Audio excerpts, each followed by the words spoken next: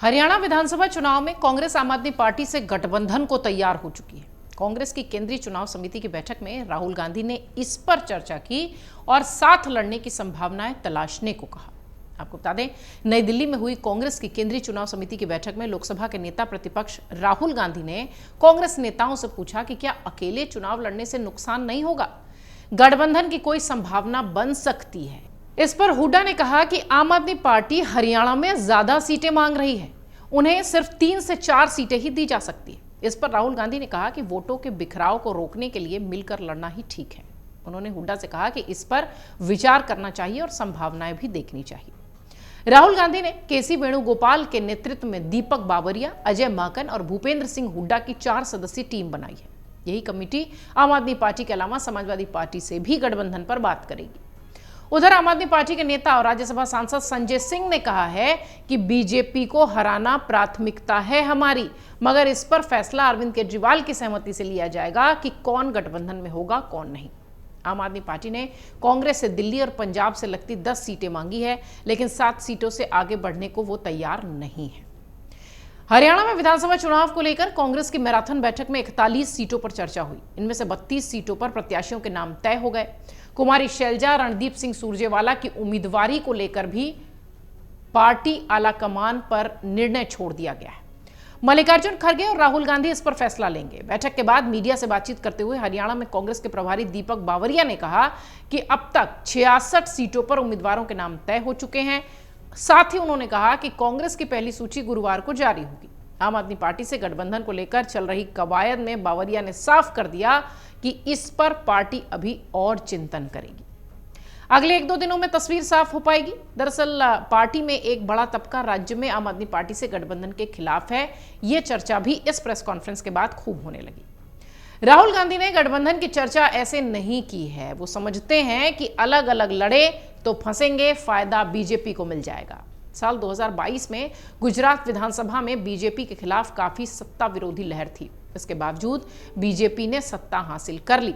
इसकी बड़ी वजह आम आदमी पार्टी थी। पार्टी ने सिर्फ 5 सीटों पर जीत दर्ज की है, मगर 35 ऐसी सीटें हैं जहां वो दूसरे नंबर पर रही। आम आदमी पार्टी की एंट्री से कांग्रेस को सबसे बड़ा नुकसान हुआ है। 77 से वो 17 सीटों पर सिमट गई। हरियाणा में 10 साल से बीजेपी सत्ता में है, उसके खिलाफ सत्ता विरोधी हवा है। बीजेपी के एंटी वोट के लिए मतदाताओं के पास कांग्रेस, जेजेपी, आईएनएलडी और आम आदमी पार्टी विकल्प के तौर पर है। ऐसे में 4 तरफ वोटों का बिखराव होना तय है। कांग्रेस आईएनएलडी और जेजेपी के साथ नहीं जा सकती। ऐसे में बचती है आम आदमी पार्टी। इस गठबंधन के साथ वो नॉन जाट वोटों को भी अपनी तरफ खींच सकती है, ऐसी प्लानिंग है। हरियाणा कांग्रेस के नेताओं ने यह भी बताया कि आम आदमी पार्टी की दिल्ली और पंजाब में जो स्थिति है वो हरियाणा में नहीं है। पार्टी के पास राज्य में कोई बड़ा चेहरा नहीं है। गठबंधन की स्थिति में आप कम से कम 10 सीटों पर चुनाव लड़ने की तैयारी में है। यदि परिणाम विपरीत हुए तो उसका सीधा नुकसान कांग्रेस को उठाना पड़ेगा। कांग्रेस नेताओं का यह भी मानना है कि यदि लोकसभा सीट में कुरुक्षेत्र सीट कांग्रेस के पास रहती है तो नतीजे कुछ भी हो सकते हैं। मौजूदा समय में कांग्रेस की स्थिति मजबूत है और वो अकेले बहुमत हासिल कर सकती है। आपको यह भी बता दें साथ ही कि कांग्रेस अब तक हरियाणा में विधानसभा चुनाव अकेले ही लड़ती आई है। आज तक हरियाणा में कांग्रेस का गठबंधन किसी के साथ नहीं हुआ है। हालांकि बीते लोकसभा चुनाव में पार्टी ने आम आदमी पार्टी के साथ गठबंधन किया है। गठबंधन के तहत कुरुक्षेत्र की सीट आम आदमी पार्टी के खाते में गई है, मगर आप उम्मीदवार को हार झेलनी पड़ी। आपको यह भी बता दें कि हरियाणा में 5 अक्टूबर को विधानसभा चुनाव के लिए 90 सीटों के लिए वोटिंग हुई है। पहले यह तारीख 1 अक्टूबर थी, 5 अक्टूबर की गई उसको।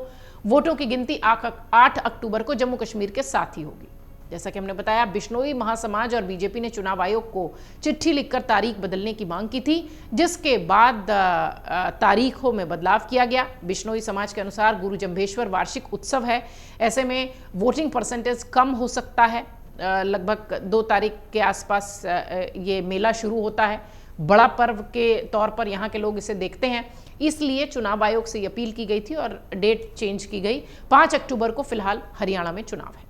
अगर आप ये वीडियो YouTube पर देख रहे हैं तो हमारे चैनल को सब्सक्राइब करें और बेल आइकन को दबाना ना भूलें। अगर आप Facebook पर ये वीडियो देख रहे हैं तो हमारे पेज को लाइक करें।